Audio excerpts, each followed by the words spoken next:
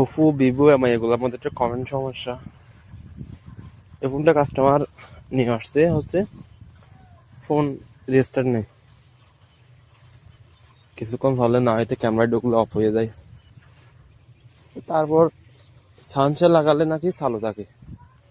দেখুন তার মানে এই সমস্যা আমাদের এন্ট্রি করা সমস্যা ধরতে গেলে সমস্যা টেকনিশিয়ানের মাথায় এন্ট্রি করা। এটা করলে অবশ্যই ব্যাটারিটা চেক দিব, নয়তো সুইচের এবং চেক দিব। আমার এখন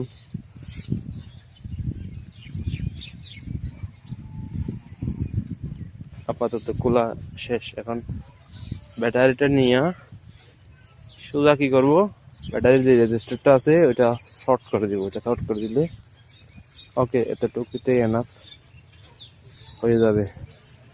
সুইচের সমস্যা হয়ে থাকে বেশিরভাগ, সুইচটা যদি শর্ট করে দিই হয়ে যাবে। এই যে দেখেন আমি ফিউজটা শর্ট করে দিচ্ছি, ফিউজটা শর্ট করে দিয়ে শেষ না।